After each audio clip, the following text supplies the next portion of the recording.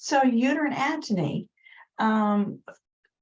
caused by a lot of different things, and we won't go into the detail right now, but if our uterus doesn't contract and our bladder is empty and everything else seems to be fine, but the uterus is just not contracting very well. For example, if a mother has had multiple pregnancies, multiple deliveries, then her uterus might be just a little stretched out, and so it's not as easy to contract.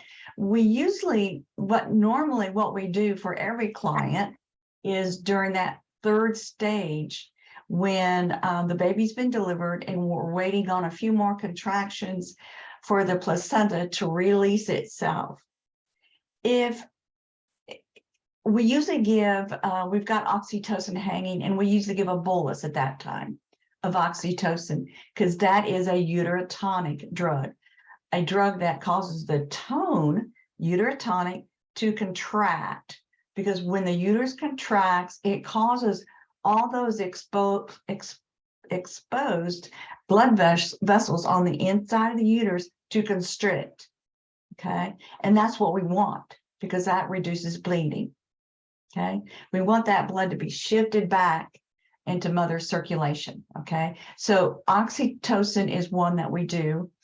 So when she comes to postpartum, and what are some things we can do? Most facilities have a protocol for hemorrhaging or excess bleeding if you don't know if she's actually hemorrhaging. So we can give an intramuscular injection of oxytocin also, okay? We want to give fluids, oxygen, okay? We want to give other medications. So one would be methylergonavine, methyl, also known as Methergin. It's methylergonavine. Okay, it's a intramuscular injection, and usually typically 200 micrograms every 4 to 6 hours.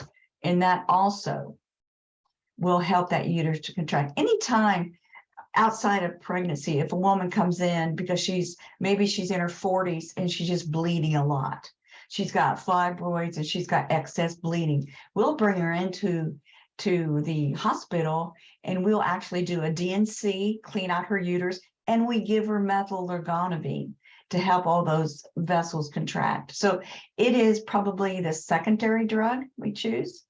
And then we could also use hemabate. Hemabate will also reduce contractions.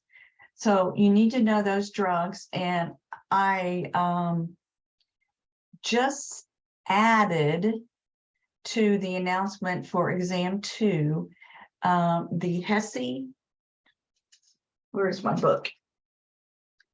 The HESI NCLEX review book that you have, that's green. I gave you some pages in that book of the drugs. Okay, so look at those, and that'll tell you more specific about each drug. Hemabate is another choice. It's also intramuscular injection. And then we can use prostaglandins, okay? Remember, we can use a prostaglandin and put it around the cervix to prepare the cervix. So we give 200 micrograms approximately. But postpartum, we can use prostaglandins, a much stronger dose, like 1,000 milligrams or a gram, but we're going to put it into the rectum. And that's a potent vasoconstrictor. Okay, so those are the 3 most important drugs. Okay, so I went through the HESI. Let me get it.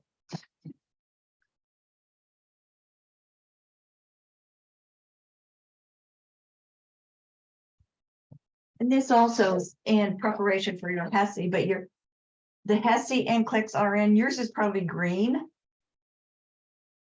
But I gave you pages in here that as a reference that you can also use for studying for exam 2, okay? And this format is different than your textbook. It's more like an outline style. And there are some pictures in here too, so this might help you out, but this has the drugs that you need to know for the second exam as well, okay? Thank you. You can look at this. You're welcome. Those are excellent questions to ask. Anybody else have another question? I have a question for clarification. Yes. With reading the book and with going off the PowerPoints, I don't know how specific you want us to be on the lochia and the amount of days for each one with the bleeding, but I got two different answers from the book. With the rubra bright red, it said 1 to 3 days. Serosa, the pinkish brown, is 4 to 10. And then the alba is from the 10 days on, it can last up to 6 weeks. Yes. There's a chart in the book. And then in the PowerPoints, I don't know if I'm just misunderstanding it, but it says rubra days 3 to 4, and then serosa 5 to 27. Okay. Yeah, I get your drift. I know what you're saying. So lochia rubra is the heavy bleeding, and it usually lasts for 3 to 5 days. Okay. So it starts after delivery. Oh, it's saying how many days it's lasting, possibly, not. Yeah. So it's, it's set in stone, Dorothy. And if it's on the exam, and I can't even tell you, and if I did know, I would tell you, but they're not going to be that specific. Okay. They're going to give you an estimate. What is rubra? Is that something you would see? They're not going to ask you that kind of question. Okay, it would be like, what's rubra? And you would say that it's the dark red bleeding. They're not even going to say what's rubra. I think you should be able to figure out that rubra is the first few days. Okay. And they're not going to say 5 days exactly. Okay. And then the other question I had was for the fundal rubs. I tried to find somewhere in the book for how often you're supposed to do them. Okay. And I couldn't find anything. I know postpartum, the first 2 hours afterwards is still considered postpartum. Yes. And we're really watching the whole period for hemorrhaging, but it doesn't say how often a nurse should do the. And that's so it depends on the assessment, right? It would depend on your assessment. So on the exam, it's not going to say you need to do a fundal massage every 4 hours. They're going to say something like, client is bleeding. What's your first? And so you're going to do a massage. And as a nurse, your clinical decisions and your interventions for your client are based on what you find. So if you go into a room and her fundus is boggy and it's been 8 hours, do a fundal rub. You need to make sure there's not something else going on. She might still have some retained placenta. So you're gonna massage and try to get the clots out. And if it doesn't tighten up and you've done everything you can, then you need to contact the provider. But yeah, so you're assessing at least every 20 minutes for at least a couple hours. Okay. But it's not your exam. You need to think more like, what would you do if such and such? I know it's kind of frustrating. I know, I get that. But then we stumble across those questions where you have to know the specific. Like the implantation. Yes. Yeah. And you do see a variety of things. So anything else? You can ask me. We've got a quiz today. Quiz number 3. Can you think of anything else that you don't quite understand? I know there's just a lot of stuff. I can think of something.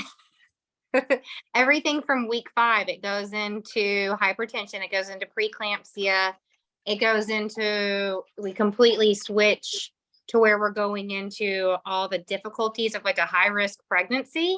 Yes. And there's a lot of detail under every single bit of it. And starting to read the chapter, I just yeah.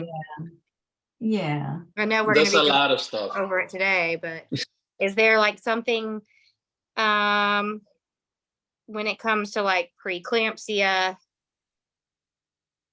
is it, again, you want us to be thinking as a nurse, the signs and symptoms that we need to be monitoring of mom, and then what we act on?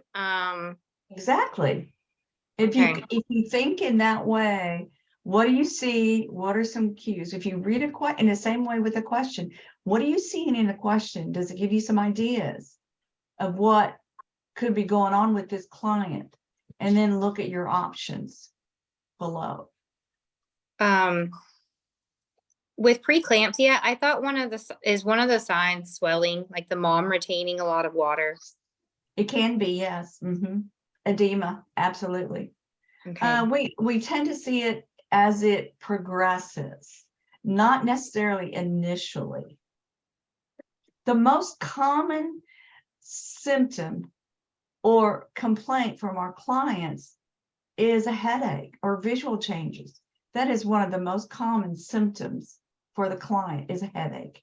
Oh, okay. So if you have a client call the office who's in her third trimester, because we don't expect preeclampsia much before 30 weeks. It does happen. So if she calls the office and says, I've had this headache all day and it won't go away, I've taken Tylenol, what else can I take? Can I take ibuprofen? And usually it depends how far along she is. Yeah, but we definitely need to have her come into the office. So if she did, what would be the first thing you would want to do? Vital signs. Yeah, you want to get her blood pressure, don't you? Because preeclampsia causes the blood pressure to go up.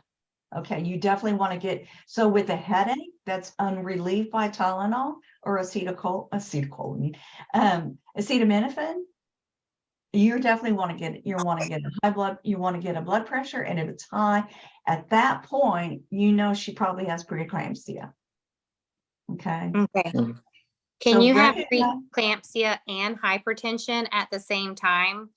Then, since your blood pressure goes up, and if you go into the office and how they said hypertension is 140 systolic over 90 diastolic or higher, if you have that in that week reading those two separate times, will you be considered hypertensive and preeclampsia? That's a really, really good question, Dorothy. There's such a thing as chronic hypertension. So you're going to see that early in pregnancy, high blood pressure, right? And sometimes a client with a history of high blood pressure, preeclampsia symptoms and signs are sometimes overlooked because the blood pressure is already high. But remember, preeclampsia causes high blood pressure. Okay. And so we have to just really be in tune with what's going on with our client's blood pressure. If you suspect at all, if she has a history of high blood pressure, you want to make sure that you are watching and anticipating and be on alert. It's not that high blood pressure is not going to cause preeclampsia necessarily, but you certainly want to be alert to it in case she does develop preeclampsia. Does that help? Yes. Okay. Okay. Thank you. You're welcome. Anything else? For the preeclampsia, they analyze the urine, the protein in the urine. Yeah, that's another easy to see. So she comes into the office, you get her blood pressure and you check her urine. Very common. Urine, so a 2+ protein in the urine is a concern. So headache, high blood pressure, 2+ protein for sure. Yep.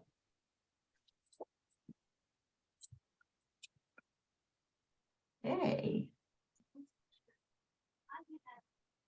Everybody ready to take their quiz? I think we've got any other questions before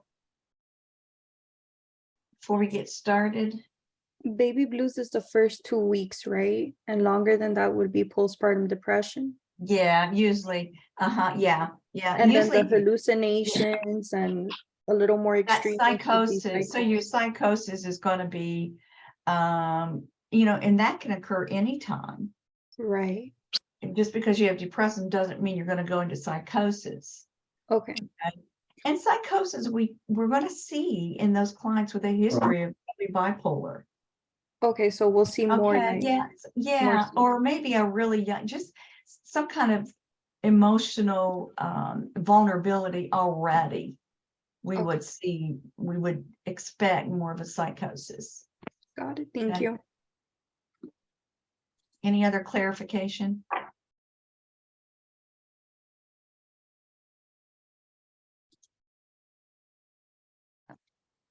All right, so you can go ahead and open up your Canvas and start your quiz. It says mine is locked. 310. Okay, I guess it's a little early. That's why. Let me open it up.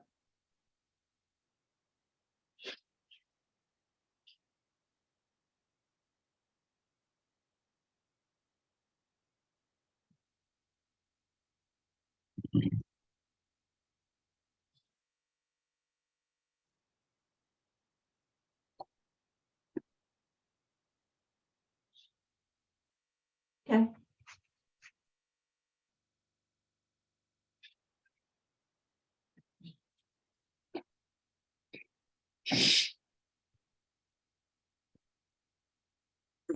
Everybody see it now? Okay.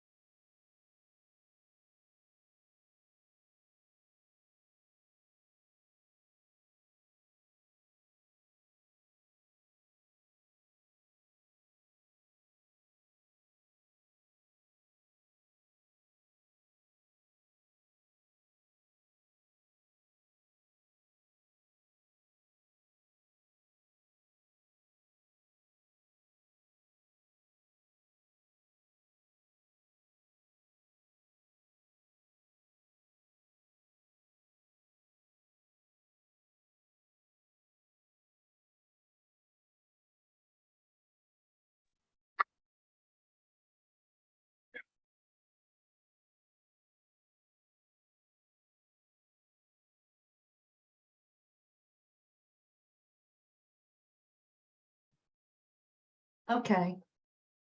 Got a little bouncing there for a while.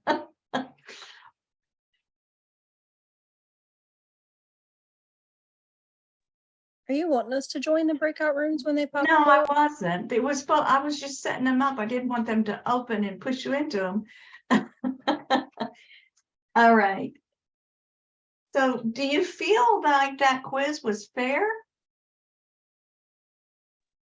It was better Honestly. than the test. It was better than the test. Yeah. Do you feel like it asked you things that seem to be important? I was okay with the test pertaining to what it asked. I mean, the quiz pertaining to what it asked. The test we took, I feel like had a lot of like stuff we didn't really go over in the review sessions and PowerPoints. Yeah. Well, I think the exam was, I think the wording, I think the way the questions were worded was probably something that you didn't expect. And it took a little thought to read through some of those questions. And don't forget that you have the ability to think critically and do the process of elimination.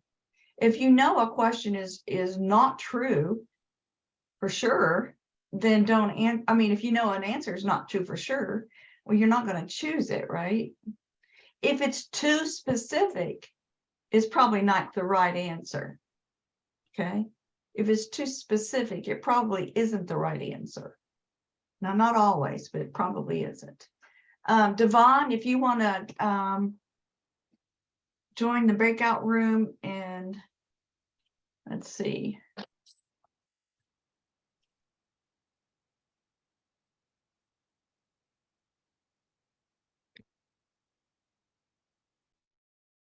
Let's see if it'll do this.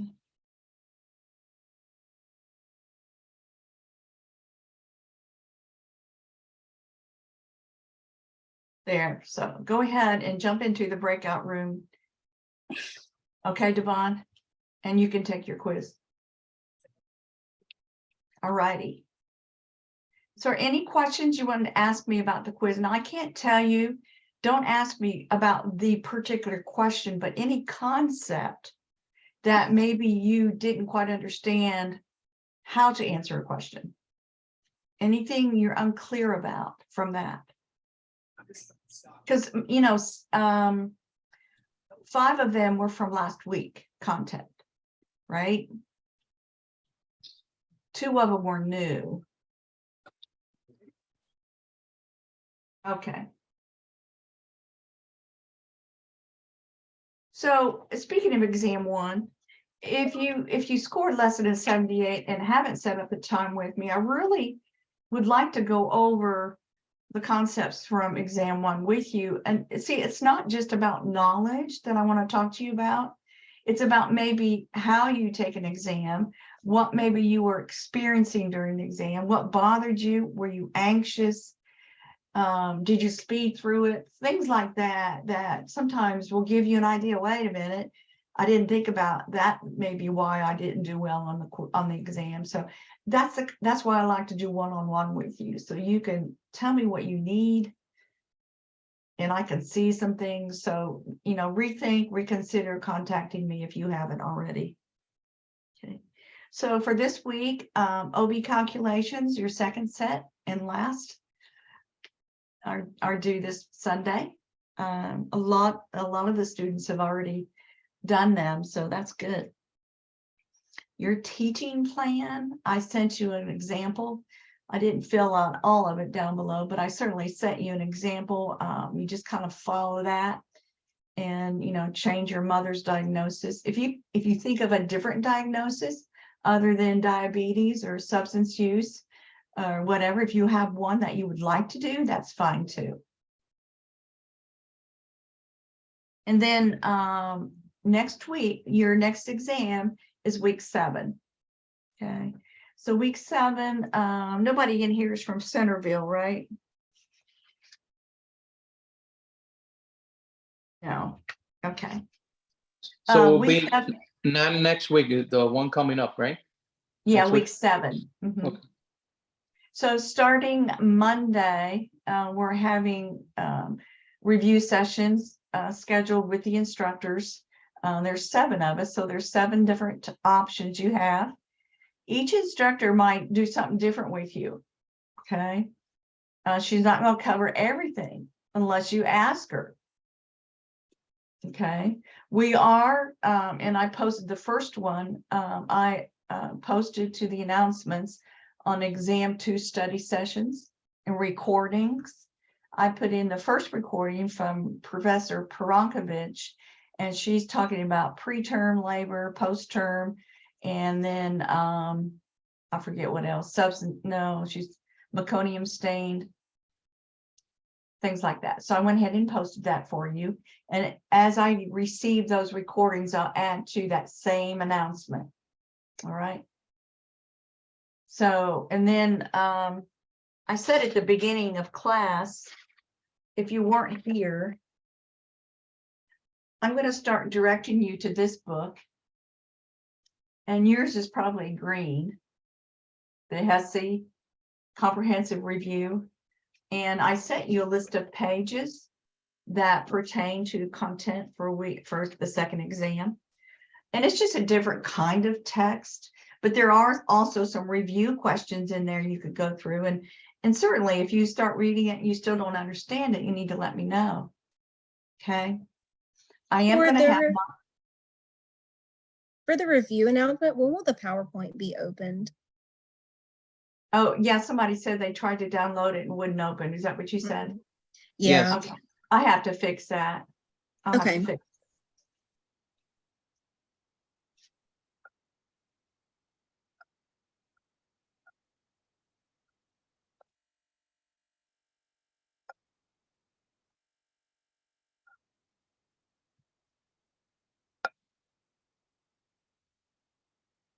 All right.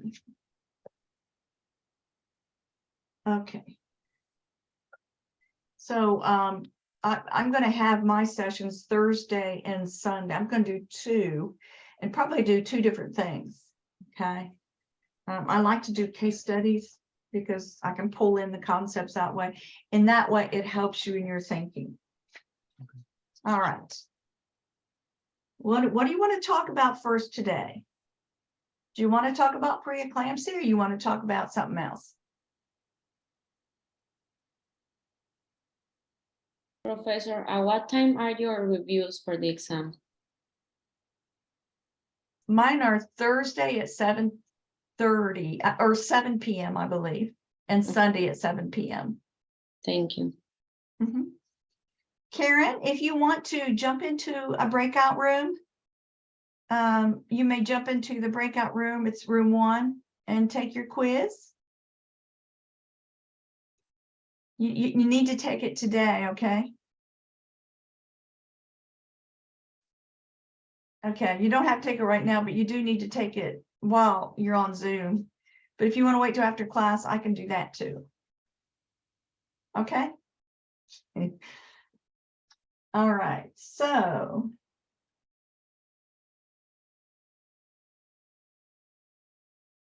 I gave you, see, where's my word? I want to start with this because I want to just kind of give you some guidance on this sheet I sent you. This chart has the different high-risk situations.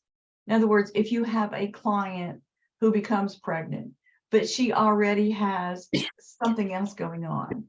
So we call these comorbidities. So if you have a hypothyroid client, what does that mean for her pregnancy? So I went ahead and separated out all these different things. Your textbook does this too, so you could go to your text and read about hypothyroidism. But I just highlighted some areas that were really important for you. And so each of these, I can just briefly discuss these now with you, and you can ask me a question. So, the thyroid hormone is needed. A fetus needs access to it right away after conception. And it comes from mom, of course, until the baby's about 12 weeks. If mother has a low thyroid, then there's not enough of that hormone for the fetus. So we might see defects in the fetus, specifically neurologically. Okay. So if mother has a history of low thyroid, hopefully she's been taking her medication, then the fetus should be fine. Okay. So we need to, when we know that there's a history, we need to assess the TSH level early pregnancy to see where mother is, because the need for the thyroid is going to be greater. So we might have to increase her dose. The thyroid gland does enlarge a little bit during pregnancy. So we, in our exams, we need to make sure we palpate the thyroid. If she, usually thyroid medication is taken on an empty stomach, okay, not taken with any other medications, especially iron, because they will counteract each other. Okay, hyperthyroidism, your book talks a lot about this, but with my experience in OB, we didn't really become very aggressive with high levels of T4, not until they were extremely high. So if you have someone that comes into the clinic and we're going to check her thyroid, once again, we're going to check her T4 level and adjust her medications. The medications that Professor, sorry, what kind of T4, T4 free or total? it would be total. Thank you. Well, we would get the whole panel actually for someone with hyperthyroid. We want to see the whole panel. Okay. So, so for a hypo or a hyper, these women are at risk for preeclampsia. Okay. But the hypo is also at risk for a lot of other problems during pregnancy. Abruption, preterm birth, miscarriage, of course, and then gestational hypertension. Okay. PKU, it's known right now, it's not called PKU anymore. It's called phenylalanine hydroxylase deficiency. Okay. Phenylalanine is a protein. Okay. And it's found in foods like meats, fish. It's found in a lot of things. And people with a deficiency of this particular protein, or not the protein, but the enzyme that breaks down the protein, in other words, they can't metabolize phenylalanine. So levels of that protein are increasing in their system, and it can cause problems with cognition. If we have a client with PKU and she gets pregnant, we definitely need her to go to a dietitian and cut way back on any food with phenylalanine in it, because exposing the fetus to high levels of this protein, phenylalanine, is going to cause neurodamage. Okay, it's going to cause neurodamage. So it's called phenylalanine hydroxylase deficiency. Is one of those errors of metabolism. It's a genetic, you inherit it. It's a I think it's I think it's dominant. Okay, it's a defective gene. So a pregnant woman with a history of PKU needs to be prepared before she gets pregnant. So this is when preconception counseling is really important. Getting those levels way below 6 milligrams per deciliter for at least 30 months, and then to be monitored. This slide needs to be corrected. Because yes, breastfeeding is possible if her PKU levels are low, and if the baby tests negative for PKU. In other words, if the baby doesn't have PKU, the baby can breastfeed. Does that make sense, Daniela? You got like you're confused. So write a note in there on, write down a woman with PKU can breastfeed if her baby doesn't have PKU. Now, PKU is one of those screening tests that we do with newborns. Okay. Okay. PKU is phenylphthalein Alanine. hydroxylase. Yes. It's the same thing. So PKU is just the name of the test. PKU is the phenylalanine in the urine. That's what PKU stands for, Dorothy. Okay. Phenylalanine is the protein that, and then hydrolysase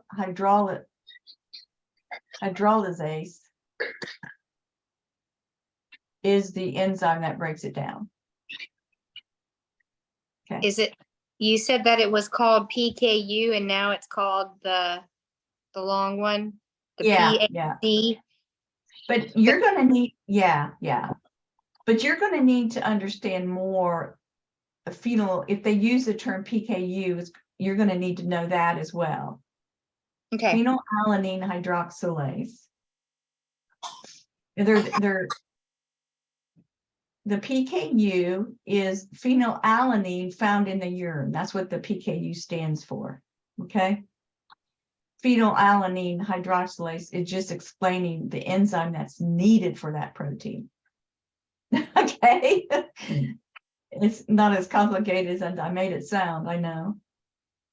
Okay. So anemia, there's several kinds of anemia, right? It depends on which kind, how we treat it. But in pregnancy, we need for her not to be anemic, right? We need her to have plenty of red blood cells.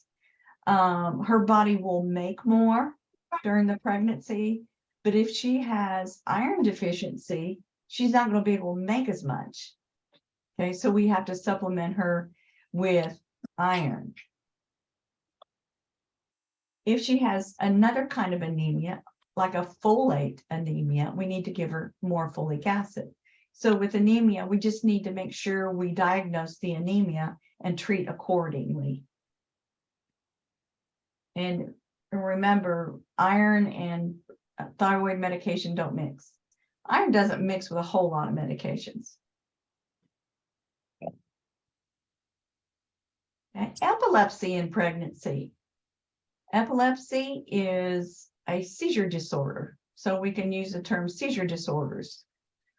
During pregnancy, it's easier for a client with a seizure disorder to have a seizure. In other words, the threshold is lower. My experience is that women really don't like to take their seizure medications during pregnancy. They're fearful of the harm that it can cause to the fetus. And yes, there are some anti-seizure medications out there that can harm the fetus. So once again, preconceptual counseling is very important so that we can change her medication before she gets pregnant, and then she can stay on it. If she refuses, or if she has seizures, she needs to keep a log, like a diary, and she needs to communicate to the provider about her seizures. So there's a lot of support women with seizure disorders need in pregnancy. I've had several do just fine. Okay, multiple sclerosis. So the spinal cord and the peripheral nerves with multiple sclerosis are become the myelination is reduced. In other words, the muscle activity becomes weak. And usually what we see with multiple sclerosis, one of the first signs is vision changes. Usually pregnancy doesn't affect this disease, and this disease doesn't affect the pregnancy. It depends how far progressed the disease is, okay? So we do need to do a good history and physical on her for pregnancy, and we need to make sure she has adequate vitamin D. Vitamin D deficiency can cause depression and problems in pregnancy. So we're going to double check her vitamin D levels. And of course, she's at risk for urinary tract infections. Autoimmune disorders, there's two of them in particular.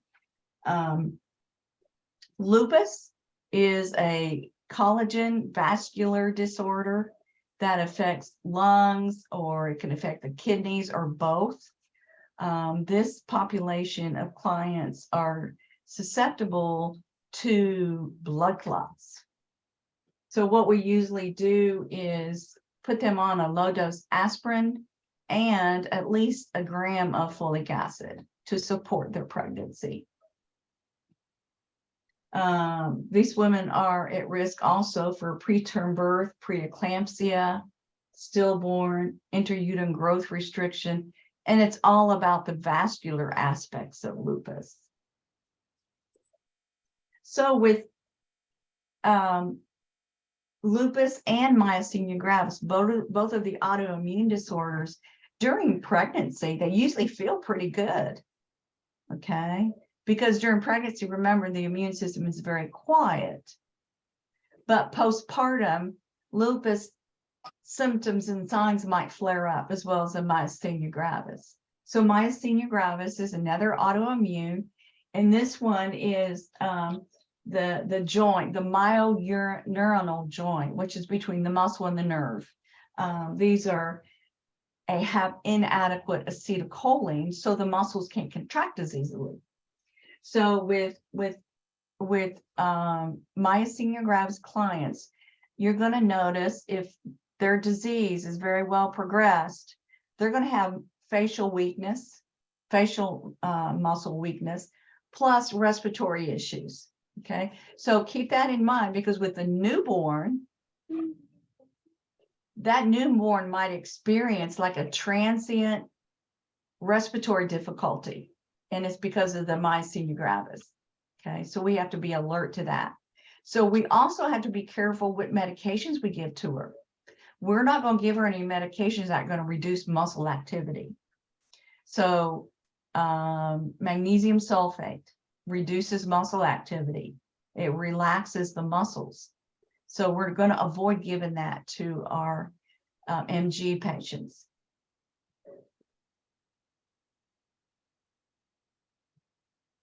Marfan syndrome is another dominantly inherited disease that it's all about the aorta. It tends to want to dissect. Very simply put, okay? So we have to do a really good cardiac assessment on these clients, and hopefully pre-conceptual counseling. Okay. And then substance uses. We've talked about this a little bit. If you have a client with a history of substance use, any substance that she takes on a regular basis, that if she doesn't take, she's going to have some kind of withdrawal symptoms. So this could be alcohol, it could be opioids, it could be methamphetamine, it could be cocaine, it can be antidepressants, anything that if she stopped taking it, she's going to have some kind of withdrawal. Because if she's doing that during her pregnancy, her baby's going to experience the same thing. So substance use disorder. So we really like for our clients who are pregnant with substance use disorder to go to a rehab facility, preferably an outpatient one, so that we can begin giving her Subutex or methadone. Now, these two drugs are safest during pregnancy. So we want her to avoid every other drug, okay? If she does not take any other drugs and she goes to her outpatient, because they don't give her anymore until her urine is clear. So she's coming to us, an OB, and she's taking her Subutex. By the way, Subutex is the safest, okay? So we're supporting our clients on Subutex. We're asking them, how's it going? Are you weaning? Okay, and then if they're compliant, we want them to breastfeed, because then the baby can withdraw as the baby weans from breastfeeding, as long as a mother just takes the Subutex. And when we do that, because mothers who use drugs, when they deliver a baby with neonatal abstinence, it's a sense of guilt and anger. Okay, so if you have someone on Subutex, she's going to feel more involved with caring for her newborn, and she's not going to struggle with that guilt. So it's a win-win all around. And so we want to teach her how to breastfeed and really get involved in that nurse-client relationship. Okay. And make sure you, with your substance use clients, that you're also assessing for depression. They go hand in hand. Cardiovascular disease. Now, you don't have to know everything about cardiovascular disease, but just know that these clients definitely need to be seen by specialists during their pregnancy. Just a good baseline assessment. We're not going to give them any drugs that's going to increase their blood pressure, increase their heart rate. We want them to have rest periods. They need to maintain a certain amount of exercise, but nothing that is overdoing. We don't want to place any more demands on the heart. Okay. Remember that during labor and delivery, the demands for oxygen in the body increase even more. And then postpartum, even more, because we're getting rid of all the extra fluid that mom had. Cardiomyopathies occurring postpartum is kind of rare, but it happens. If a client healthy all her life, has a good pregnancy, but for some reason she develops a myopathy in the postpartum period, this is sad because she's never going to get over it. Okay, it takes 6 months to a year to get over the severity, but the lifespan of these women are pretty much diminished. So cardiomyopathy, another situation in which we do not give drugs that stimulate the heart rate or the blood pressure. So when you go to look at your drugs in your book, terbutaline, methylorgonavine, hemabate you can give, but terbutaline, methylorgonavine, those two drugs we're not going to give to a client with high blood pressure or any kind of cardiac disease because they stimulate heart rate and blood pressure. Okay. And then when you say stimulate, does that mean that the pressure is going to drop? no, it's going to stimulate the heart rate to go up and the blood pressure is going to go up. Okay. Okay, yeah. Okay, yeah.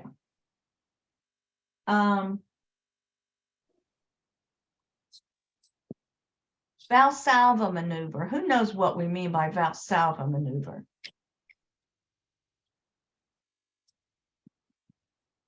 What is That's bearing Valsalva? down when you use the bathroom. Okay, taking a deep breath, holding your breath and bearing down and pushing, right?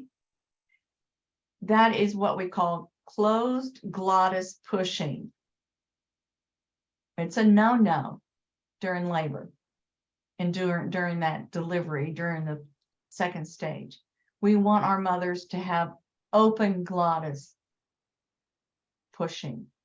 It's hard to do, but we don't want what happens when you hold your breath and push down, you're not allowing the heart to beat. Have you ever done it and then got lightheaded afterwards? It's because you prevented the heart from expanding and beating because you increased the lung volume and then applied pressure against the heart. So we do not want closed glottis breathing. Okay. All right. And the rest of this is just pain management. Is pain management going to be on this exam? No. Okay, so we don't need to review the remainder of this. Well, those things we've already talked about, actually. That was covered during labor and delivery. The epidurals and the opioids. But we're not, are we? Yes, so I know since we've been tested on it, it's fair game, but will there be questions over epidurals? on this next exam. There should not be any. Okay. But you need to remember the stuff you've learned, right? Epidurals, monitoring the blood pressure, because the blood pressure always drops. Okay. Let's go over something else real quick. Let me see if you can answer this question. And then we'll take a break, okay?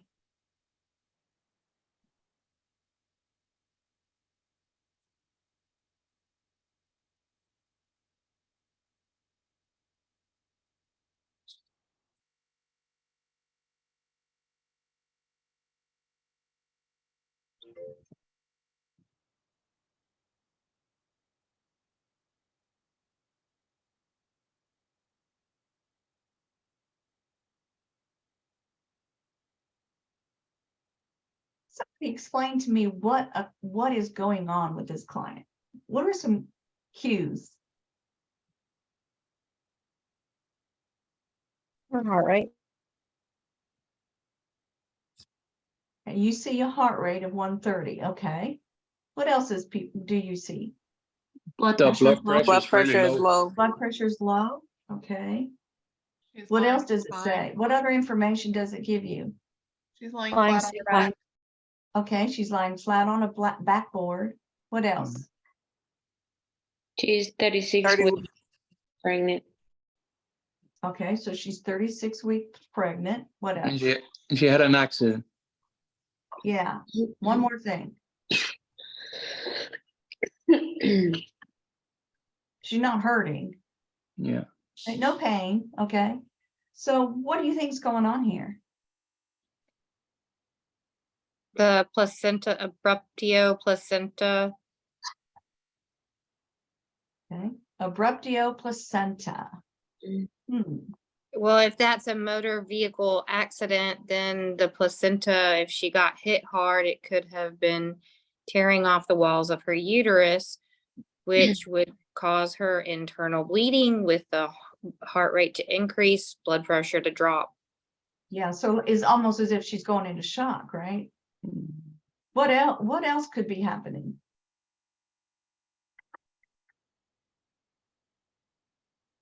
See, this is one of those things you really have to think through it.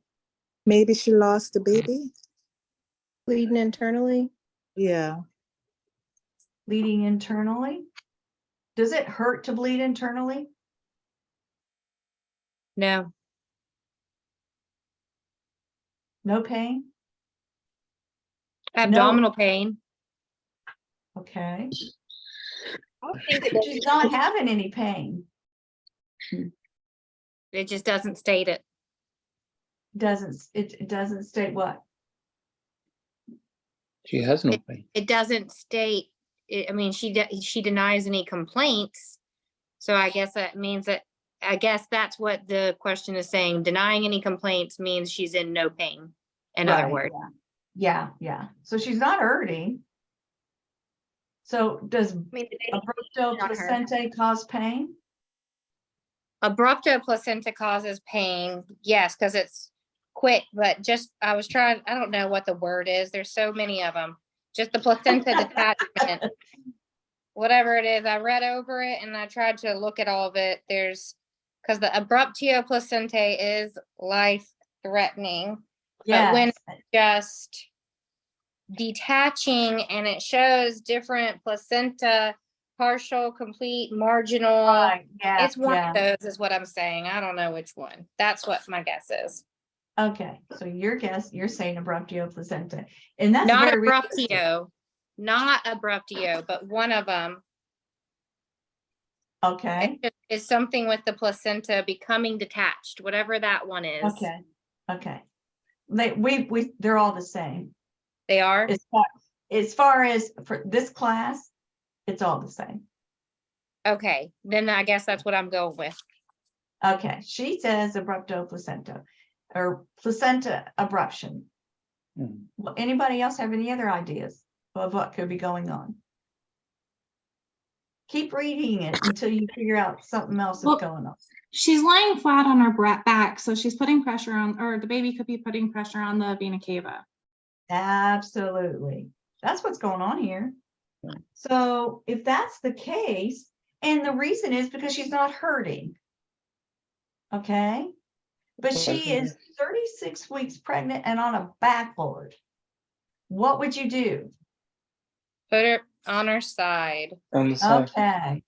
So that's the first thing. We're gonna tilt her sideways. What's the next thing you could do? Infuse a bolus. Okay, you could give her some fluid because her blood pressure is low. What else could you do?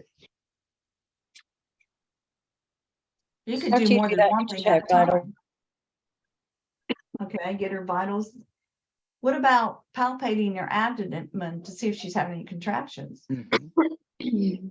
And Dorothy, if we palpate her abdomen and her placenta has abrupted, what would we feel? I don't know. I would assume that there'd be a like soft spot, a boggy spot where it's separated from. Okay. But And it would actually, we're cause going to pain. feel, it's going to be very painful. And when we palpate, it's going to be like a board. It's going to be hard. Okay. And if you have someone who's bleeding internally, who's non-pregnant, they've been an MVA, you might feel the same thing. You might feel firm abdomen because there's bleeding going on inside. Okay. So All right. with this abruptio placentae, if it's partial separation or complete separation, no matter what, you're going to have sudden pain.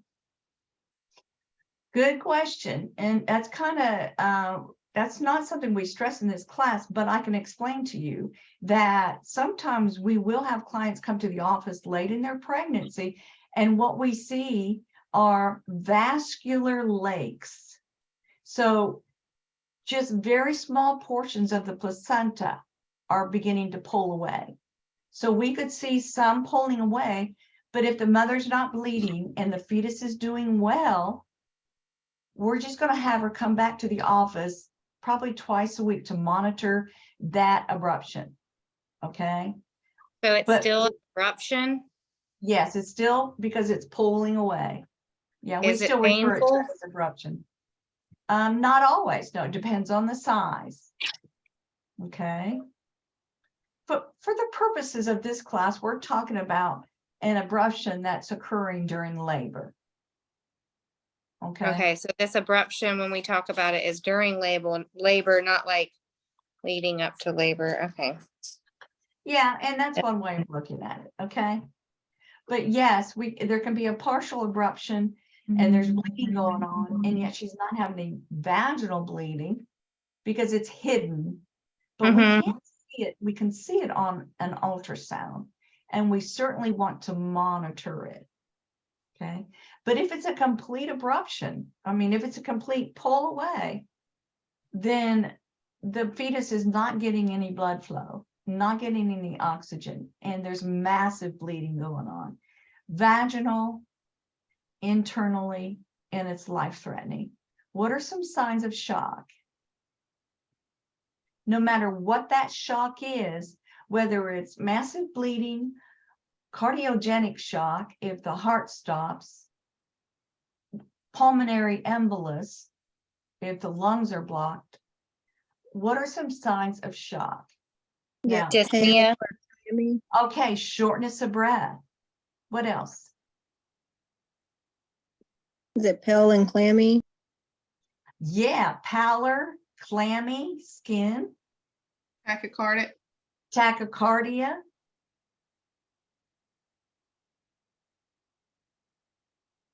And then low blood pressure. Okay.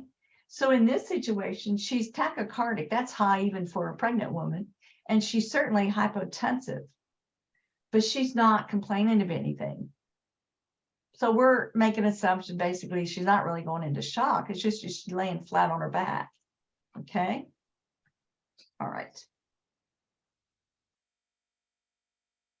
A quick break. All right. So let's say 10 after.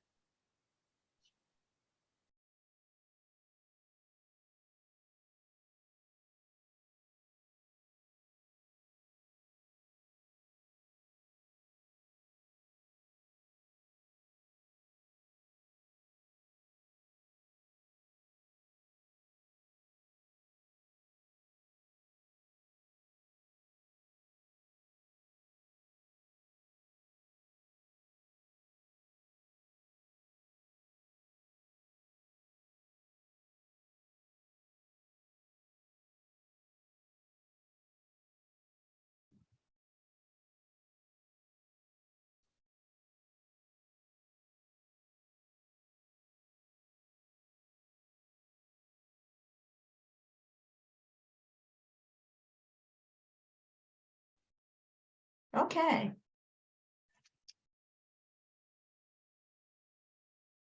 Get started again.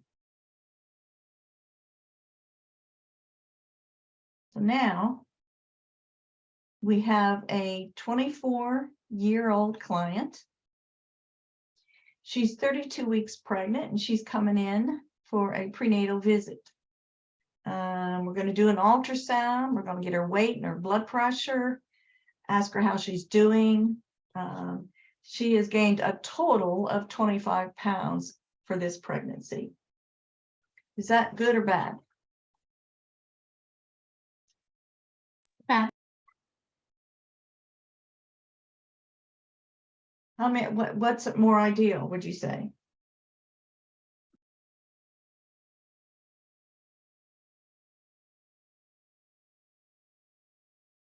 Is 25 to 35 the normal range to gain? Yep. And then a pound to a pound and a half a week after that. So for the first 4 weeks, I'm sorry, for the first trimester, 1 to 4 pounds. Okay, so there's 4 pounds. And then beginning week 13 and on, a pound to a pound and a half. So she's 32 weeks pregnant. So how many pounds is acceptable?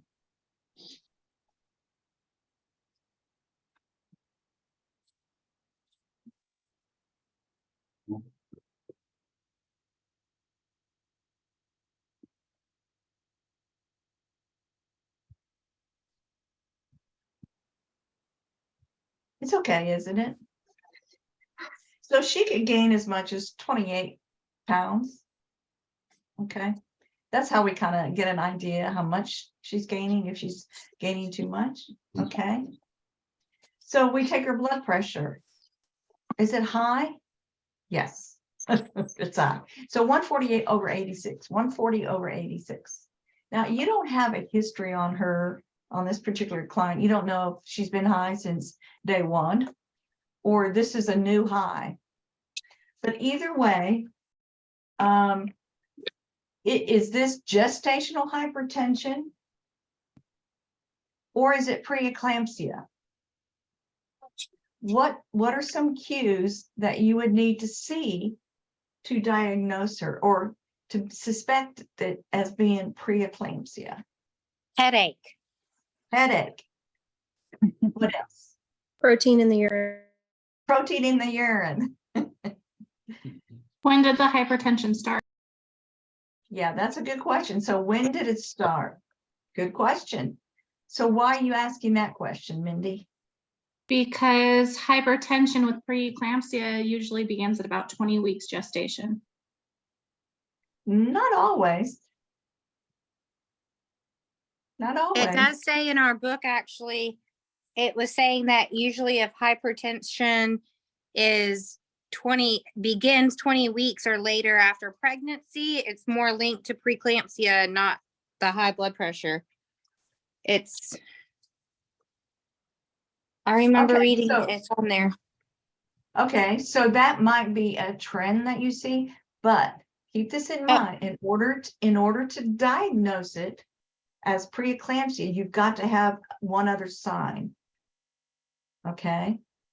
There is such a thing if a woman develops high blood pressure 20 weeks and beyond. Oh, that's what it is. Yeah, 20 weeks and beyond without any signs of preeclampsia, no headache, no vision changes, no liver enzyme elevation, no creatinine elevation, no protein in her urine, nothing. It's called gestational hypertension, okay? That's what you're talking about, isn't it, Dorothy? Yes, because I'm looking Yes. at this right here and the Yeah. 20th. So for let's think about this. Preeclampsia usually is associated with an unhealthy placenta. So if you have a client with a chronic disease, or it's like diabetes or chronic hypertension, she is more at risk to develop preeclampsia, or poor nutrition, smoking, anything that's going to lead to an unhealthy placenta, they're more at risk for preeclampsia. Okay. All right. So Can she show, hi, Professor, can she show restlessness? restlessness. Yeah, I'm asking a question.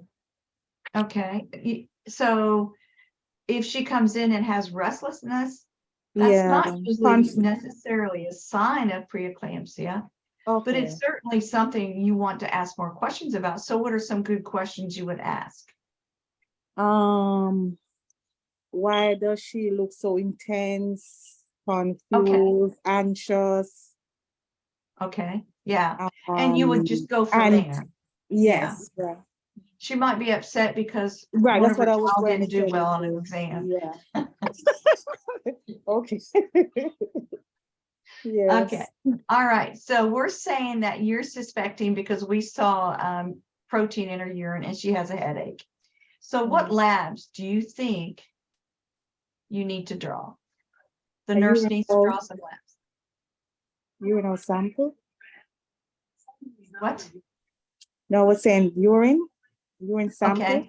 We usually do, in this situation, we do a 24-hour urine and collect and have the client collect their urine for 24 hours. And then we send it to the lab and have the lab analyze it for protein and creatinine. Okay.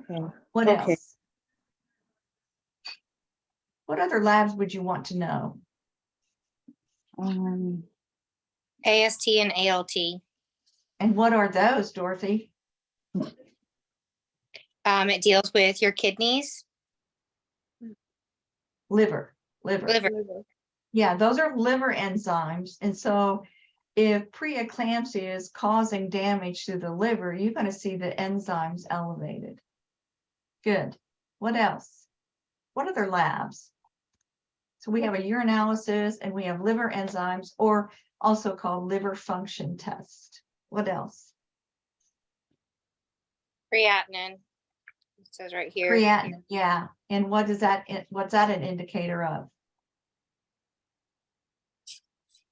The kidney. Kidneys, yeah, kidneys, creatinine level, anything above 1.1, we need to investigate. Good. So we do the metabolic panel and CBC, right? For anemia check. CBC. So CBC, we need CBC too. Why do we need a CBC? We check for anemia, if any infection she has, or In association blood cell.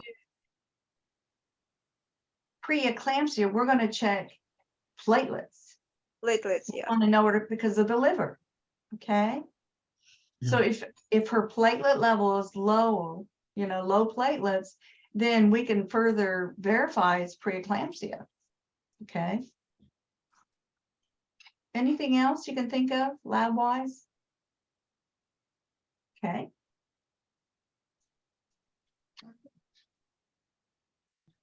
What prescriptions would you anticipate? Say she has, Magnesium. okay. So let's say she has preeclampsia and she has a headache and the provider is very concerned. So he's going to go ahead and admit her to the hospital to do lab work, to put her on some monitors, watch her baby. Okay. And we're going to give her some magnesium. Now, magnesium sulfate, the what do we want to call it? The gold standard for preeclampsia.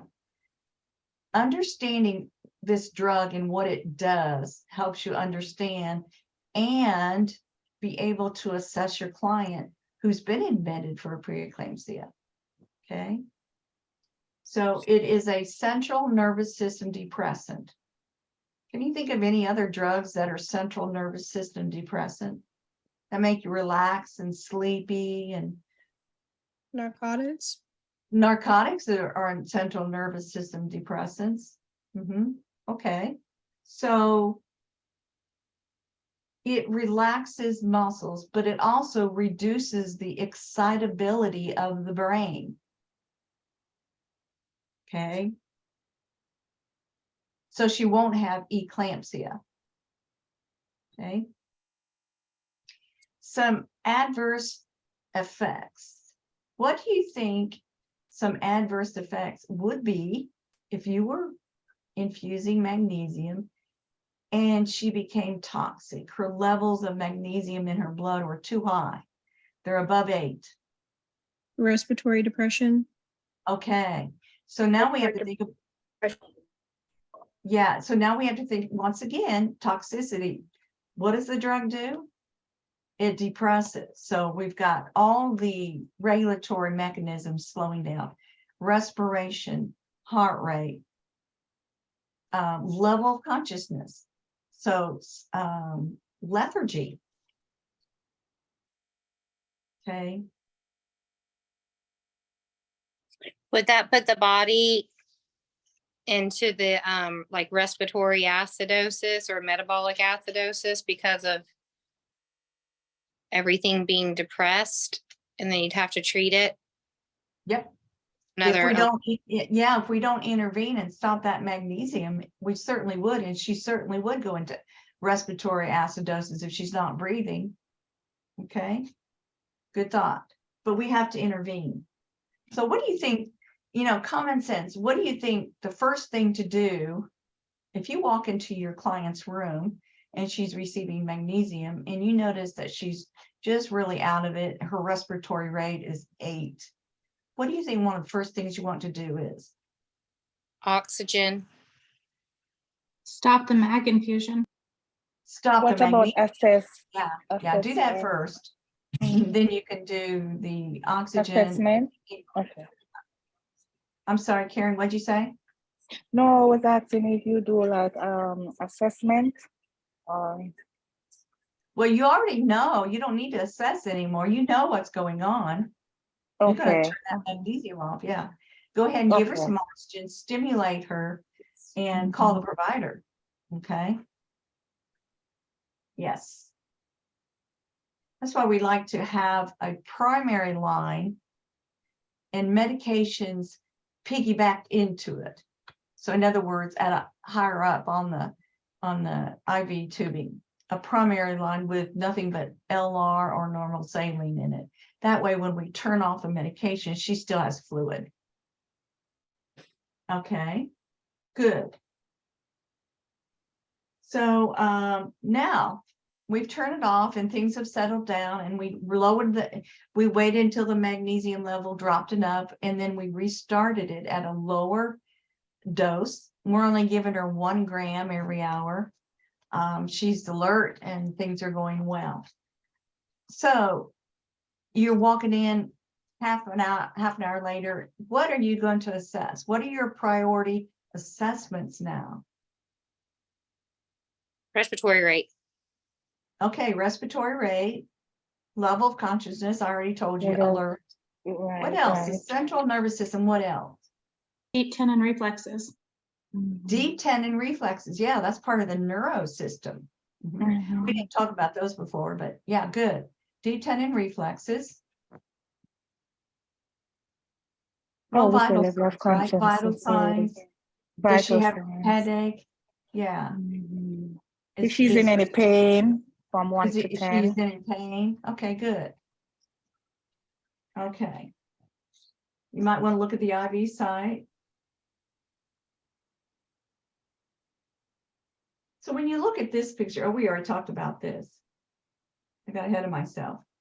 How do you know? Let's say she's had her baby and she didn't have any seizures. And we've turned off the magnesium. We usually leave it off for 24 hours after delivery of a baby. So she's had her magnesium off for 12 hours. She's getting ready to go home. How do you know the magnesium worked? So let me ask you this way. So you've turned off the magnesium. Okay. How do you know it actually worked? Other than not having a seizure. You draw labs. Okay. And what would you see? They would have returned to normal. They wouldn't be in toxic levels. Platelets is like it's going to up, right? The what? The platelets.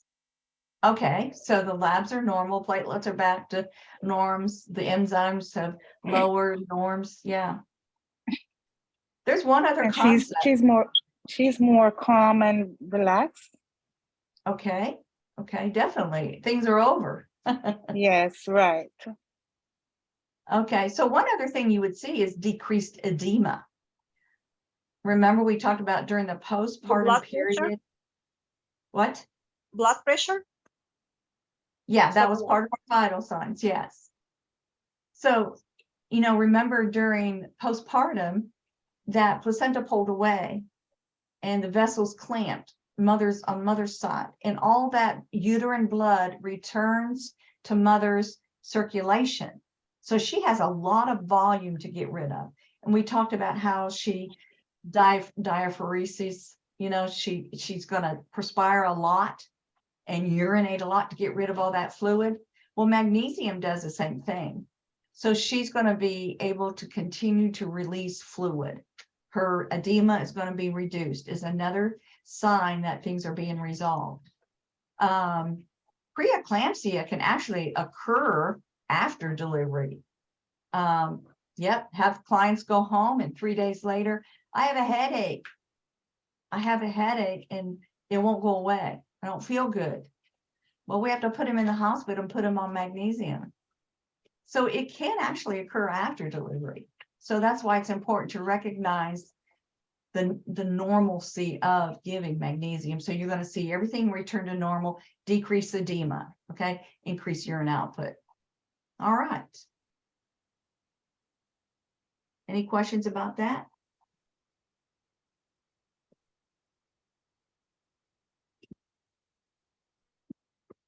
What else? So,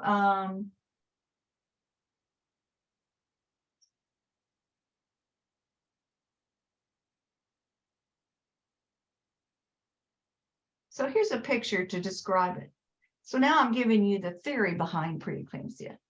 You've already discussed your client. You know what the signs and symptoms are, and you know how to intervene and how to reassess and evaluate if your interventions worked, right? At least you're learning it, right?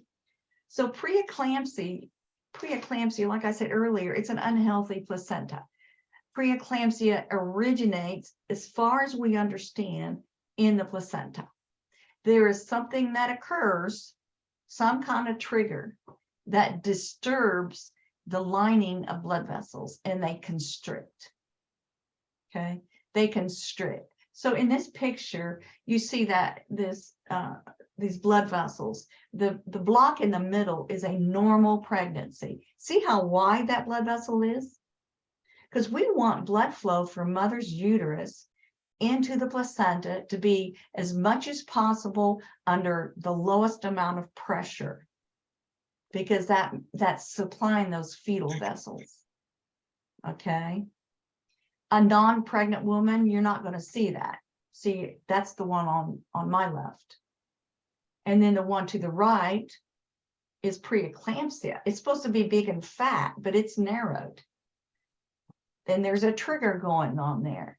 And this, for some reason, triggers other systems. The central nervous system. It triggers vasospasms in the cerebrum. It triggers vasospasms in the lungs. Same thing with the liver and the kidneys. So these are the 4 organ systems you might say, that are affected by preeclampsia. And that's why you see the signs and symptoms. Okay. So the central nervous system, irritability, headache, visual changes, that sort of thing. Deep tendon reflexes are hyperactive. Instead of a normal 2+, they're going to be 3+ or more. Okay. So lungs, pulmonary edema. So shortness of breath, a restlessness. Okay. The liver, it's being injured by preeclampsia. So we're going to see the enzymes go up, and we're going to see lower platelets or thrombocytopenia. That's what that is right there. And then the kidneys. So when the kidneys are being damaged, they're not functioning as well either. So the creatinine goes up, urine output is decreased. Okay, protein in the urine. Anytime you see protein in a client's urine, their kidneys are being stressed. Okay.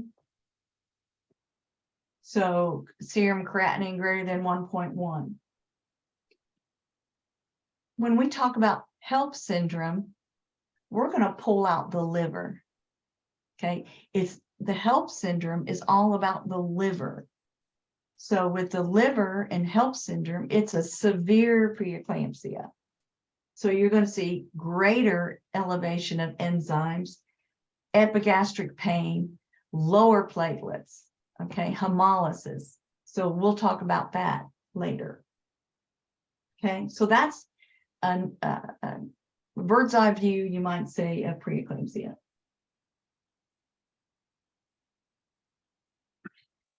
What did you say was the hyperactive DTRs? What's that? Yes, yep. What is that? Deep tendon reflexes. Oh, okay. Deep tendon reflexes.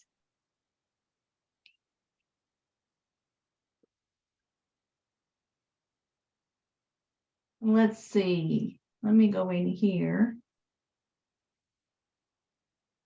So when you look, okay. So when you look at high risk factors for preeclampsia, of course, a family history. If a sister experienced preeclampsia or mother, if they've had preeclampsia before, they're more prone to it again. Multifetal, especially if it's a twin pregnancy and they're sharing a placenta. Okay. African Americans more susceptible to preeclampsia. Obesity, nicotine, poor nutrition, chronic diseases, young adolescents, and older women. Okay. And then here's just another picture of the pathophysiology of preeclampsia. So the reason the blood pressure goes up is because the kidneys, if you reduce blood flow to the kidneys take that information and the renin system is stimulated, and that causes the blood pressure to go up because the kidneys regulate blood pressure. Okay. So if the blood pressure, if there's spasms going on, the kidneys think the blood pressure is low. So that's why it goes up. That's just a bit of pathophys for you. Okay, so let's look at this picture. Remember, gestational hypertension is just that, high blood pressure during pregnancy. Okay, and usually it's diagnosed after the 20th week. And once that pregnancy is over, it goes away. It's resolved. Okay. Preeclampsia, however, we're not going to usually see it before 20 weeks. It's usually later into the pregnancy. And then here are all the signs and symptoms in this sheet. Okay. Proteinuria, elevated creatinine, thrombocytopenia. So penia means small, thrombo means blood clot, and cyto means cell. So that's a platelet. Okay. Elevated AST, ALT, pulmonary edema, cerebral and visual symptoms.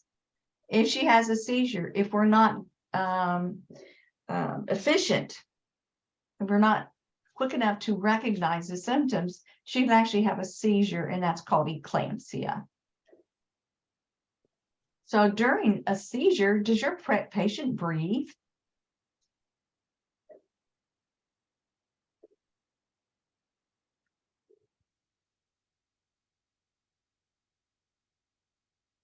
No, not during a seizure. She's not breathing. So that's hard on a fetus. Okay. But you're not going to be able to do anything until the seizure's over, because it's her brain that has to stop. Okay. All right. So severe preeclampsia. The difference between preeclampsia and severe preeclampsia is basically higher blood pressure. Okay, blood pressure is usually 160 over 110 or greater.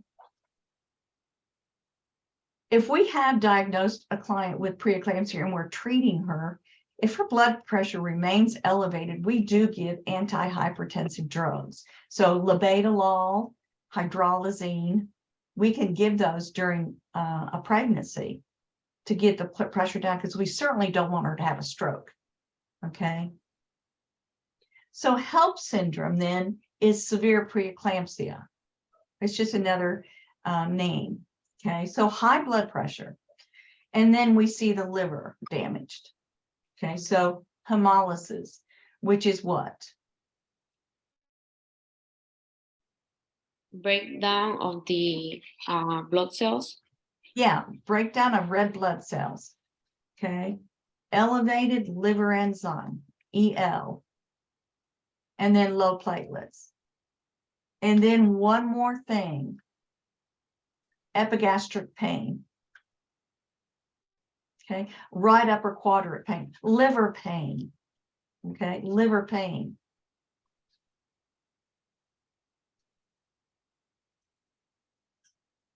So review of deep tendon reflexes is here. Usually an OB, we can do a quick patellar reflex, checking for clonus. So clonus is that dorsiflexion of the foot. Here's your leg, here's your foot. If you dorsiflex the foot forward towards the shin and let go, if it bounces, that's a positive clonus. In other words, she's getting ready to have a seizure. So positive clonus is indicative of a client getting ready to have a seizure. So we're going to check clonus on our hourly rounds, or however often you're checking. And this slide is kind of busy. If you take some time and just look at it, it makes sense. But I'm going to go over it. So we give a loading dose, like your calculations, with 4 to 6 gram loading dose within 30 minutes. To give her a bolus of magnesium to get it into her system, to get that magnesium level up as quickly and safely as we can. And then we maintain with another fluid infusion. So therapeutic range, and you don't have to know this, 4 to 7, which is higher than normal because we're trying to balance that calcium, okay? So we're assessing. We need to assess when she's receiving magnesium, her level of consciousness, her deep tendon reflexes, her respiratory rate, her urine output, any pain she's having, any headaches, any of those 4 parameters. Okay. So we want to be at that therapeutic range when she's not having any signs. And then when she becomes toxic, we'll begin to recognize it early, because she could become lethargic. Her respiratory rates could drop. Now, or she might not have any reflexes. Now, urine output is low with preeclampsia. It normalizes if she's therapeutic, and then if she becomes toxic, it actually paralyzes the kidney. Okay, so it drops down again. That's why for elderly clients, you have to be careful not to give them too much magnesium, because you'll destroy their kidneys. kidney function and liver function as older, the older a person gets, you know, they don't function as well. And that's true for newborns. Okay. So first thing you want to do if you suspect toxicity is what?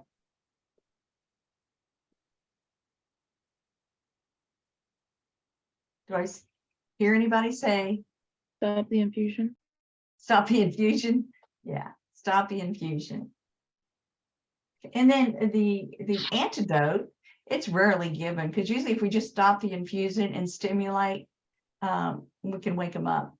But a gram of calcium gluconate, IV push over 3 minutes. Okay. Let's review this again. Okay. So you have a 32-year-old diabetic client who's admitted to the OB unit, high risk unit with preeclampsia. What would you expect her vital signs to be?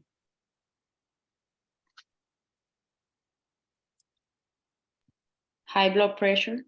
High blood pressure. Yeah, for sure. She's got to have high blood pressure. So how else would you diagnose preeclampsia? Headache, vision changes, ask her if she's seeing stars, Okay, good, and good. reflexes. Deep tendon reflexes, all those 4 parameters. Yeah. Okay. What about abruptio placentae or placenta abruption? Okay.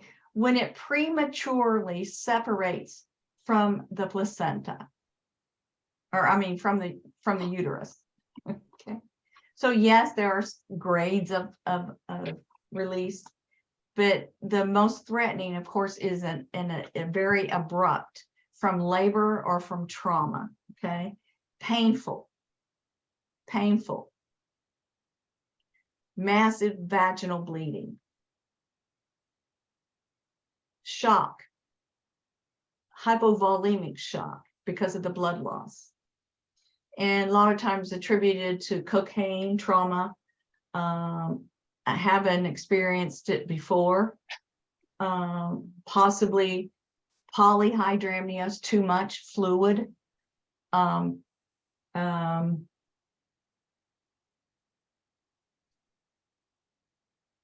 multifetal. Okay. Here's another picture for you. So the partial is just a small area of the placenta. So she might not feel anything with this. But we can see it on an ultrasound. So we need to monitor closely, and we need to have her come into the office more often and tell her signs if it's worsening, pain, vaginal bleeding. She needs to call us, or she's not feeling the baby move as much. Okay. And then, of course, sudden pain, even with partial separation, can be very severe. And so how do you think you deal with like a separation that's severe? What do you think the resolve is to this?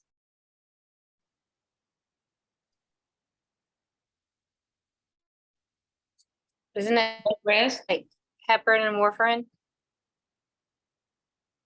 Heparin and warfarin.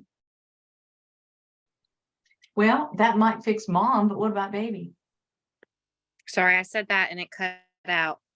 Does that help? That's not typically what we do. Okay, I'm confusing it with something else then. Would we do So a if C-section? if you've got massive bleeding like this and you've got a fetus that's not getting any blood, what would you do? Would we do a C-section to get the baby out? C-section. Definitely. And replace what she's lost. So this is life-threatening.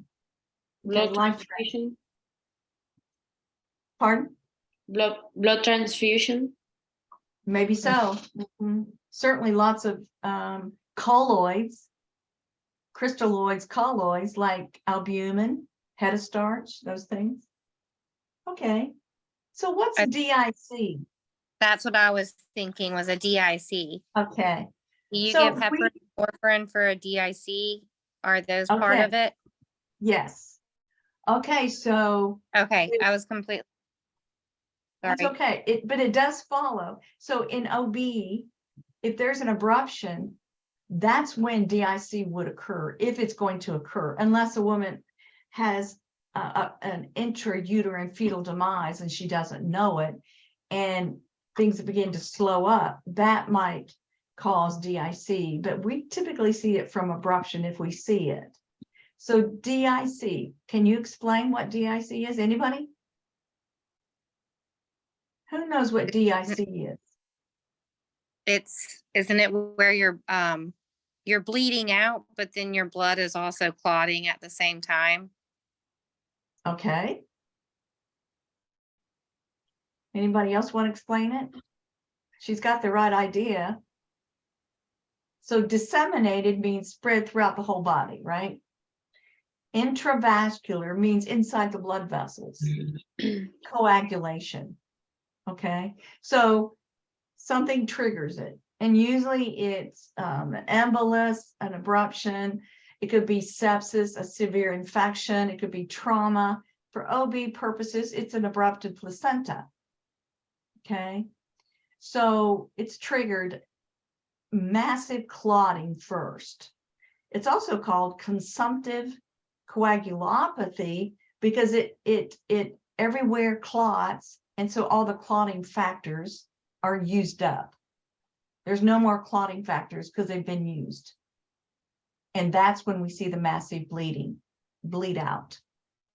So massive clotting followed by massive bleeding. So emergently, we treat with IV fluids, oxygen, and then deal with the culprit. If we have to anticoagulate to protect some of the fingers, if you just do a Google search, you can see some pictures of DIC that was very severe, and their fingers are black and blue because the blood vessels clotted in the periphery. So yeah, sometimes we have to anticoagulate. But we certainly want to replace the clots first to get the bleeding to stop. Okay, it's a hemostasis. Okay, it's emergent care for sure. Okay. So previa is about where is the placenta if it's too low. So bleeding with previa is painless. Okay. And it can occur anytime after placenta is formed, which is usually by the 12th week of pregnancy. We might do an ultrasound and say, oh, the placenta is low lying. In other words, it's near the internal os. There's no bleeding going on. As the uterus grows, it might migrate anyway, so there's usually no problem. Okay, the problem with the previa is if it's covering the outlet, okay, the internal os, like you can see in the picture on the right. So there can be a partial, marginal, and then a complete covering. So you're going to see bleeding. This isn't necessarily emergent. Okay, and she might be bleeding, but if the fetus is doing okay, so once again, we're going to do frequent ultrasounds to monitor the fetus. I met a lady not long ago, and she was working at Home Depot, standing at the register, and she said, I said, oh, you don't have too far to go. She said, oh, I got a long way to go. And I asked her how far along she was. She said 24 weeks. I'm thinking, oh, she must have twins. I said, oh, you're pretty good size. You must be carrying twins. And she said, no. She said, I have a previa. So that's one sign of previa too, because if that big placenta is underneath the baby, the fundal height's going to be higher. Okay. She was in a lot of pain, not from the previa, but because of the pressure in her pelvis. So, but we usually don't associate previa with pain. So what do you think the result of this is? If everything goes well and she's 36 weeks? I have a question. Yes. when the patient has placenta previa, they have to do like no physical activity, bed rest, or not necessarily? It depends. It depends on the provider, but certainly we don't want any, what do you call it, vigorous exercise, and probably avoid intercourse, anything in her vagina. Good point, good point. Okay. So what's the resolve to this if she's 36 weeks along? Are we going to induce labor? What would Won't it happen be if we, difficult for the baby to come out if the placenta's covering the cervix? okay, so it's difficult for the baby, certainly. What else?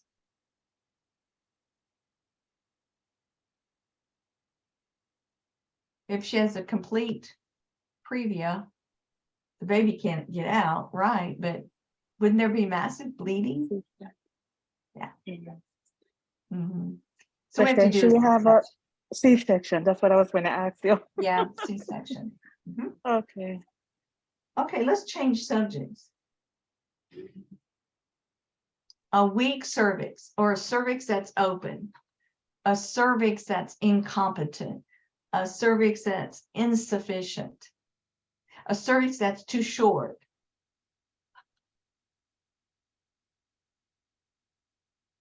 We can do cerclage. Okay, so usually this is diagnosed early, once again, in ultrasound. If it's a first pregnancy and we have no clue, if it's the internal os that's opening, I can't see it on exam, but we could see it on the ultrasound and we would measure it. And so if it's less than 3 centimeters, and you don't have to know that, it's a shortened cervix and we need to monitor her. So we're going to give her extra progesterone. We are going to put her on we might put her on some anti-inflammatories. We might put her on nifedipine to help relax the uterus too. Okay, so there's a lot of things we can do, but cerclage is the ideal answer. And we can do this through the vagina, which is what you see in this picture. And we just leave it on until week 36. And then we take it off and just let her labor when she's ready. If we can also do it intra-abdominally and go up higher on uterine segment, the lower uterine segment, and do a cerclage surgically. We don't do those as much anymore. Okay. If we do it that way, that means we have to do a C-section and go in to release that cerclage and deliver the baby. Okay.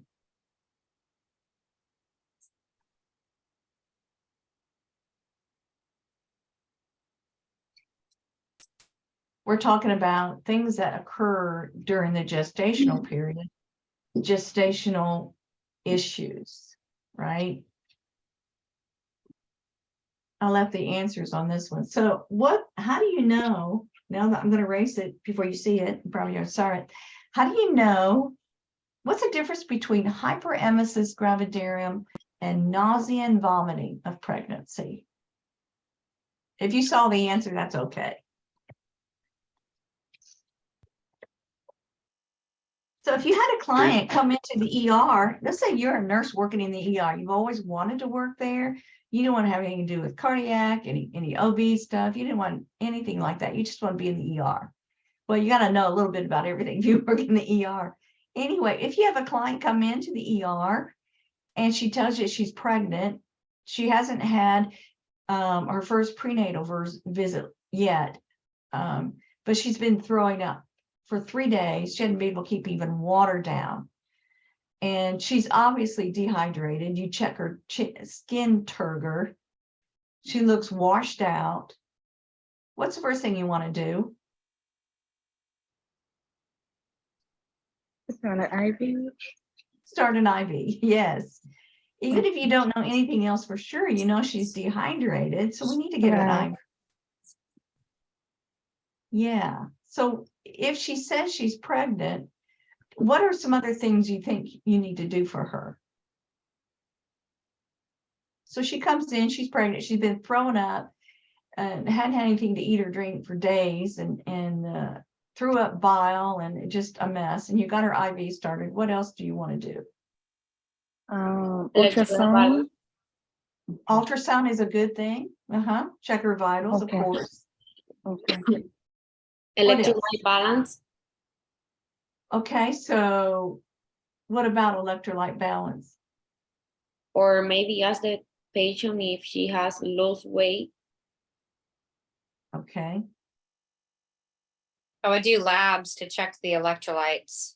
good. Yeah, labs to check yeah, we need to do some labs. Eduardo? She have been vomiting, so she might be a alkalosis. Okay, yeah, so that's what, yep. So we need to check her labs, definitely. She's got an imbalance. It would be a metabolic imbalance, right? Yeah, it has nothing to do with the respirations. If she's really alkalotic, what kind of respirations would she have? Fast. Probably slow. Slow. Yeah. If it were be She's- acidosis, yeah. she would retain CO2. Yeah. Okay.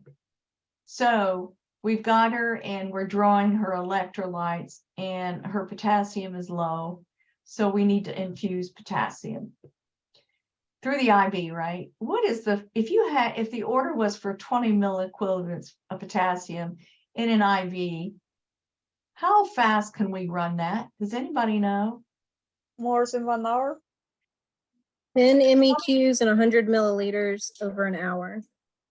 Okay, we can run it a little faster if we have to, but usually for this client, we're gonna see more like 40 milliequivalents, right? So we're gonna run it faster. I mean, run it in a slower pace. Okay. And you know that if you infuse potassium, they need to be on what? If it's up higher than 20 milliequivalents, this is med-surg. If it's higher than 20 milliequivalents and you're infusing it, what else do they need to have on them? Do they need a diuretic? They need a heart monitor on, right? Don't they need a heart monitor? Or are they not require that anymore? Yeah, they need a heart monitor. Makes sense. Telemetry. Yeah, we want to make sure we don't infuse too quickly and we need to watch the heart. Okay. I don't know if that's what they're teaching you now, but that's what I was taught. I might get in trouble by saying that, huh? Because I don't know what your text says. Okay, good job. You know it for maternity testing purposes. No. So Okay. what are we going to do about her nausea? Give her some Zofran. Give her some antiemetics. Yeah, so we're going to give her some, and she's going to feel so much better. And then as a nurse, you're such a perfect nurse. All of you are going to be perfect nurses. And you know, you've done all of that, but you getting ready to send her home. She feels much better. Things are under control. She was just there for a 24-hour observation, and you're getting ready to teach her about what to eat when she goes home. So what would you teach her? Some crackers when she wakes up in the morning. Okay. Have something at the bedside. Crackers, something dry that she can Small frequent. frequent small meals is huge. Yeah. Avoid drinking with her meals. Drink between meals. Fluids. Okay. Bland diet. Okay. Like potatoes, rice, beans. Boring, bland diet. All No right. brushing their teeth immediately after she wakes up. Okay, no brushing teeth because you don't want to cause that gag. What's this?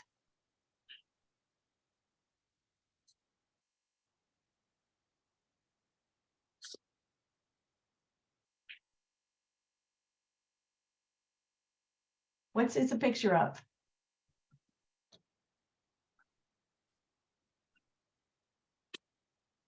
It's ectopic pregnancy. Yeah, see, here's the over, yeah, ectopic. It's not in the uterus over here on the right. So this is the ovary underneath it. So this baby is growing in this tube, and you know, by golly, that hurts. That tube isn't meant to be stretched that big. Okay. So if it's very small, we can use methotrexate to stop the growth, and it would just be reabsorbed into the body. But most times it's too far along and we have to surgically go in there and remove it. Okay. Pardon? Professor, sorry, now I'm going to the break room to do my test because 5 o'clock. Okay, they're open still. You can leave and go in. Oh, may I have the number, the code? You don't need a code or a number. I think Oh, they're no, still okay. open. Okay, Yeah, just join, thank you. just join one. Yeah. Okay. Okay. Mm-hmm. All right. Hi. All right. So if you have a client, call the office. Oh no, let's say she comes into the office and she said, I'm hurting so bad. Could you be pregnant? Yeah, I think I am pregnant. I missed my period. I've been having some nausea and I'm hurting so bad on the right side. What would you do? Ultrasound. Ultrasound. Yeah. So we can see where the pregnancy is. And what are some risks associated with ectopic pregnancies? Infection, sepsis. Even before that, Hemorrhaging. hemorrhaging, internal bleeding. It's very serious, very serious.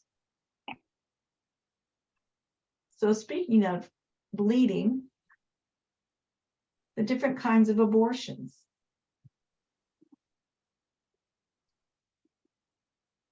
So this is a picture. It takes a while to study the picture, but a threatened abortion. So this is a pregnancy and the client is having some bleeding. Excuse me, Professor, I'm sorry to bother you, but the test is locked. Okay, let me fix it for you. Okay. I'm sorry. Thank you. I'm sorry.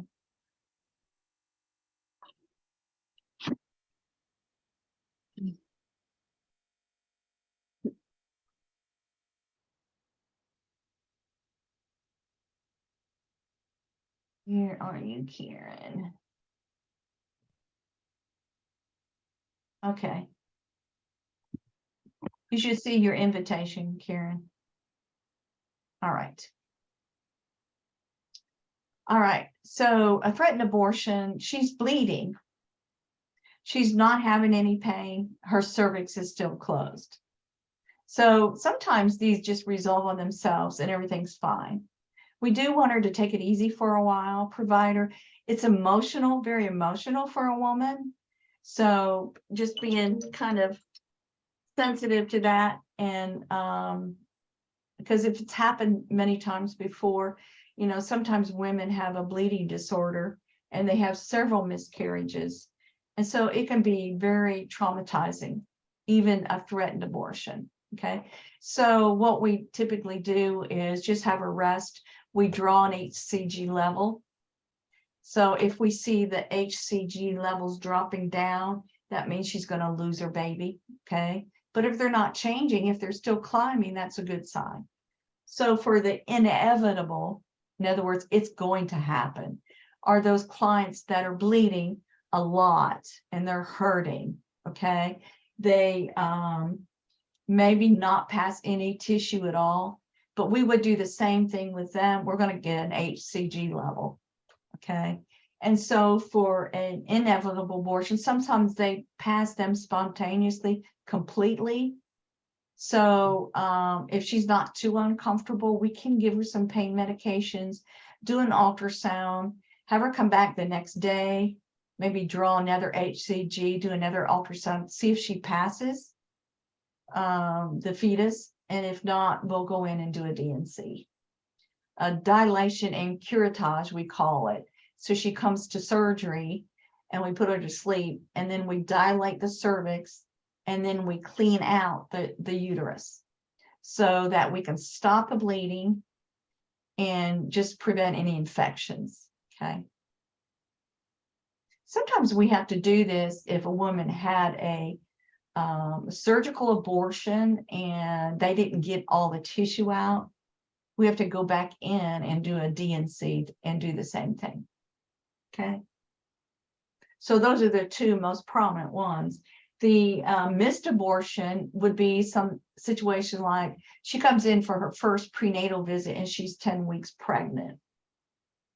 We hear fetal heart tones, yay, she's excited. She comes back in 4 weeks, so she's 14 weeks pregnant. I can't hear any fetal heart tones. She's not had any pain, bleeding, or anything. We do an ultrasound and we don't see any fetal cardiac activity. That means she's has had a missed abortion. The fetus is still there, but there's been no spontaneous abortion. So we would need to go in and remove that. Okay. Okay, let's see. So this is just a review. I thought this was a good way to explain the difference between chronic blood pressure or hypertension and gestational, because people get this confused with. So same thing with diabetes. Chronic diabetes, in other words, pre-gestational. Either a client has type 1 or type 2, and then they get pregnant. That's called chronic, okay? It stays throughout the pregnancy and it continues after she delivers. Whereas gestational hypertension or gestational diabetes doesn't occur until later in the pregnancy. So after 20 weeks. Okay, so 20 weeks to the end of the pregnancy. So gestational diabetes can develop, and then once the pregnancy is over, I mean, we're talking 24 hours, it normalizes. Okay, same thing with the high blood pressure. After the baby is born, it normalizes, and that's called gestational.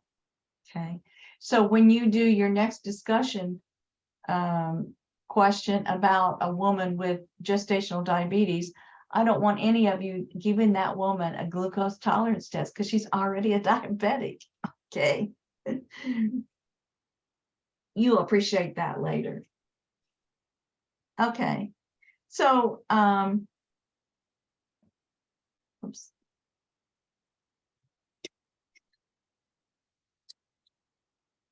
So now let's talk about diabetes. Okay. We've got some time left to talk about. Does anybody have any questions? I know I'm doing a lot of talking today, but breakout rooms are good if it, in some situations, but we've had plenty of time today, and this is a small group, so you have been kind of doing some activities by looking at different scenarios and stuff, and that really does help. But I don't have any plans for a breakout room. Okay, so let's just talk about diabetes next. What do you know? Anything at all you know about diabetes?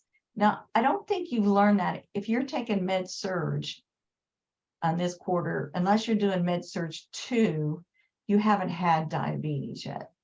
What can you tell me about diabetes? Anything. That is based upon insulin. The body naturally creates insulin, and type 1 would more so your body doesn't create an effective insulin or not enough, versus type 2 is it, which used to be known as like juvenile diabetes, is more so caused by unhealthy lifestyle of such as like poor diet, lack of exercise, and it can't necessarily be like reversed, like if you just change your lifestyle, but the possibilities of you needing to like take insulin can be possibly altered, or how much you need. Okay. So insulin, type 2 diabetes is usually we see later in life, and it's about insulin resistance or carbohydrate intolerance. Okay. So we don't call it, it used to be called insulin dependent diabetes, but we don't call it that anymore. Okay. It's more of an insulin resistance. What else does anybody know about diabetes? Just anything. Type 2 diabetes, you can control it by diet, exercise. Okay, we don't always need to prescribe medication for a diabetic type 2. They do have some insulin. So if we control the insulin resistance by exercise and diet, definitely, that works. That's the best way to do it. What They else do you usually know? prescribe metformin to start off with Okay. the type 2, and then you control it with the diet. Okay, yeah. Metformin, That's in my fact, case. is that your case? Yeah. Okay. So there is a level of A1C, if it's above 5.7, but below 6.5, it's called a pre-diabetic. And yes, we prescribe metformin because metformin reduces the amount of glucose that's produced by the liver, and it helps balance metabolism. It improves metabolism. In fact, people tend to lose weight on it. So it's a good drug. Okay, anybody else? What do you know about diabetes? It's kind of scary because there are a lot of diabetics in this country. And You have to be extra careful with foot care. You get peripheral nerve damage. You get problem where your circulatory system, your heart. Okay, good. Yeah, hyperglycemia. What's hyperglycemia? High glucose in the blood. High glucose in the blood. That damages nerves. It damages blood vessels. So damage to the retina and the vessels in the eye, it can cause blindness. So if we have a diabetic that's not in control of their sugar, they can actually become blind. Yes. Neuropathy in the legs from diabetes. Yeah. Kidneys. Diabetes, it destroys the kidneys and the heart. Okay. I thought sugar was good for us though. Like they always make it seem like our brain sits inside a sugary solution. And then they also like our body uses simple sugars first for energy. Okay. If too much the sugar is not right, it will damage the vessels. The brain, you're right. The brain the brain only uses glucose and alcohol for energy. Okay. Glucose, preferably, it's the perfect glucose. Okay. It's the glucose that comes from your food. Complex carbohydrates break down to glucose. They're the most ideal. Okay. They're the most ideal source of energy for pregnancy. That and fats. Okay, that and fats. That was one exam question that we had to give everybody credit for, because it wanted you to choose between fats and carbs and simple sugars. But you need about 80% of caloric intake for a pregnant woman needs to be from fats and carbohydrates, half and half. Okay, protein, the other 20%. Okay, so good thoughts. So a woman is diagnosed with diabetes if she's not pregnant, or a person is diagnosed with diabetes if they're not pregnant, at an A1C of 6.5. Okay. So if someone's a diabetic and they're not pregnant, we monitor the A1C every 6 months or so to see and adjust medications accordingly. Okay. Every 6 or every 3? It depends on the provider and the control the patient has. Okay, it might be every 3 months for some people. Yeah, that's just an estimate. If the diabetes insipidus effect on the pregnancy? Okay, pregnancy. So in pregnancy, hyperglycemia is a problem at 200 milligrams. So, if you're not pregnant, yeah, 200 milligrams for a finger stick is high, but it's not an emergency. In pregnancy, she needs to go to the emergency room. In pregnancy, there's a tendency to have acidosis, diabetic ketoacidosis at 200 milligrams per deciliter. Okay, it affects the pregnancy. No, I asking So- about the insipidus diabetes. It's imbalance in the liquid on the body. Yeah, that's different. Yes, it's That's effect on the, something totally different. okay. Yeah, insipidus diabetes she's talking about. That's a fluid. Okay. That is a hormonal issue. Okay. So, I did not get in, Professor. It was still locked. okay, I'll help you when we finish class. Okay, Karen. Okay. Let's see.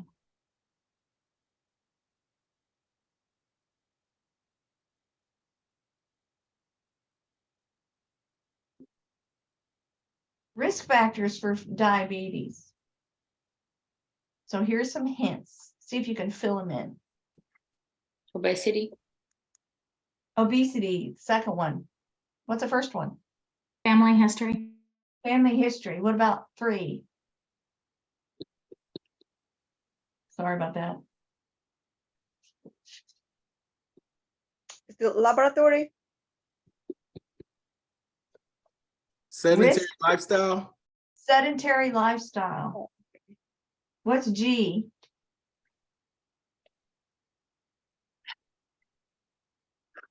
Gestational? Exactly, gestational diabetes. A woman that develops diabetes during a pregnancy, even though it's resolved at the end of the pregnancy, she's at risk to develop type 2. I've seen it. Hispanic women come in with their second or third pregnancy. They didn't get a follow-up. They had gestational diabetes from the previous pregnancy. They didn't follow up. They developed type 2 diabetes between the last pregnancy and the current one. So they come in pregnant and a diabetic. Okay, so gestational diabetes is increased risk to develop type 2. Okay, what's the last one? I just told you. Race. So Latinas, mainly. Okay. So just, you can read through this, but know the pathophys, know the signs and symptoms of hyperglycemia. So I'm going to use the term hyperglycemia now instead of diabetes. Okay.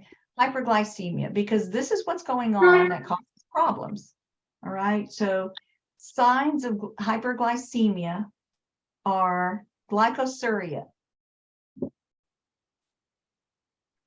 polydipsia, polyphagia, and polyuria. Who knows what those are? Extreme hunger, extreme thirst, and And sugar in the urine. So polyuria is urinating a lot, right? Mhm. Glycosuria is glucose in the urine. Glucose in the urine. Mhm. And then Devon says polydipsia. We're dipping our ladle in the bucket of water. So we're drinking a lot and then eating a lot. Now that's strange, isn't it? Mhm. So, okay, so let me continue here. So know one thing. If a mother who's pregnant has hyperglycemia, the fetus has hyperglycemia. Okay. And that's why we see the results of that pregnancy. If mother is hyperglycemic, anytime her sugar level's too high, the same with the fetus. Glucose travels across the placenta, but insulin doesn't. However, the fetus does produce insulin after 12 weeks. Okay. So you see a lot of outcomes based on that, and I'll tell you about that in a minute. So some of the effects of long-term hyperglycemia.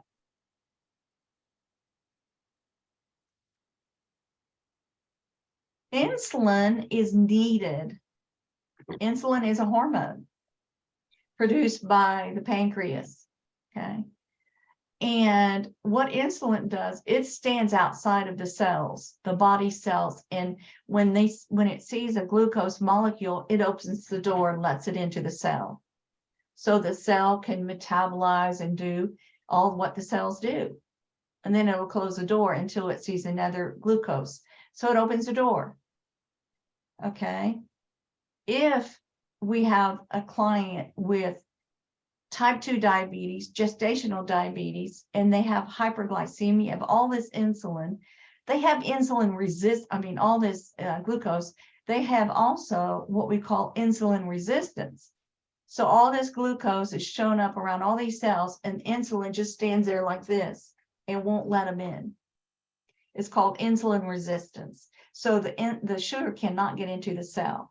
And that's usually what causes type 2 diabetes. It's insulin resistance. And that's what happens during pregnancy. So if a client is not pregnant, if a client is pregnant and not a diabetic,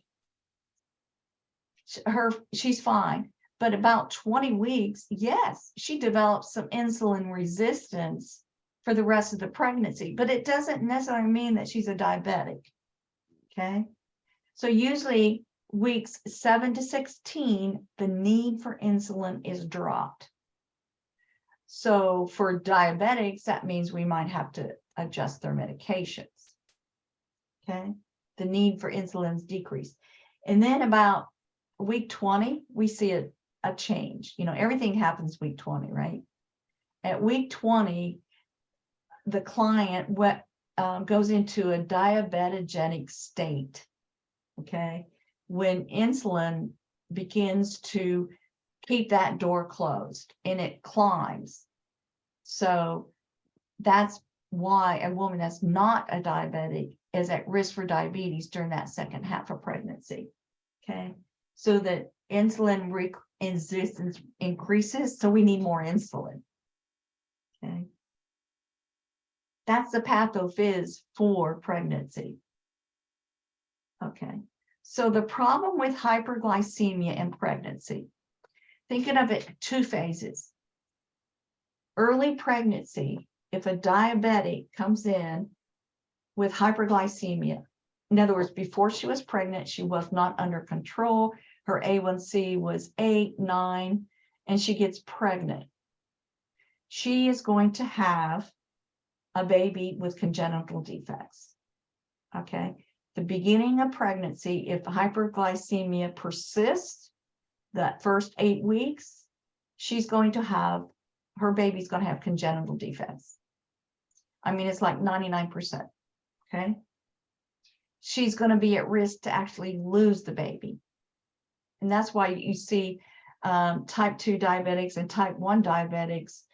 Most of the diabetics that I see in practice aren't type 1 or type 2. They're gestational because the type 1 or type 2 have too much risk to lose a baby. That's why we don't see too many in pregnancy. Okay. Hyperglycemia puts you at risk for high blood pressure. Hyperglycemia makes you polyuria, right? You're urinating a lot more with hyperglycemia. So is the fetus. So fetus urinating a lot increases the amniotic fluid volume. It's called polyhydramnios or hydramnios. And at risk for uterine dysfunction, abruption, postpartum hemorrhage, difficulty with labor, preeclampsia, labor dystocia. So much hyperglycemia does that, plus makes our baby large, macrosomia. So towards the end of the pregnancy, a lot of fluid, a big baby, probably a C-section. Okay, so those are the risks associated with hyperglycemia in the latter half of the pregnancy. Okay, with macrosomia during labor, at risk for emergency C-section, at risk for fetal damage, and maternal damage to tissues. And we talk about that more next week. Shoulder dystocia. Baby's too big, can't make it through the passageway. Okay. A diabetic is at risk for infections and blood clots. With pregnancy, even more so. Okay, so if you have a diabetic that has hyperglycemia, she might have a baby with congenital defects. She's going to have trouble with her pregnancy. She could have preeclampsia. She's going to have polyuria or polyhydramnios, a big baby, trouble with labor, shoulder dystocia, infections, all kinds of problems. Okay. I think we're just about finished. So for hyperglycemia, we're going to monitor, or diabetes, we're going to monitor mom frequently throughout her pregnancy. We're going to have her come in often. We want to know what her sugar, her glucose log is. We want to know what her sugar was before she ate. What did she eat? What was it after she ate? So we need to know the target levels to teach our clients. So these are target ranges for diabetics in pregnancy. Okay. Before breakfast, we want it to be between 60 and 95. You have to know these. Okay. Before she eats lunch, a little higher. 1 hour after she eats, less than 140, 2 hours, less than 120. In the middle of the night, we don't want her dropping below 60. So we want her to eat it like a bedtime snack. Okay. So we want very strict control of her sugar. So she's not hyperglycemic, and so she can avoid all those problems. Another thing about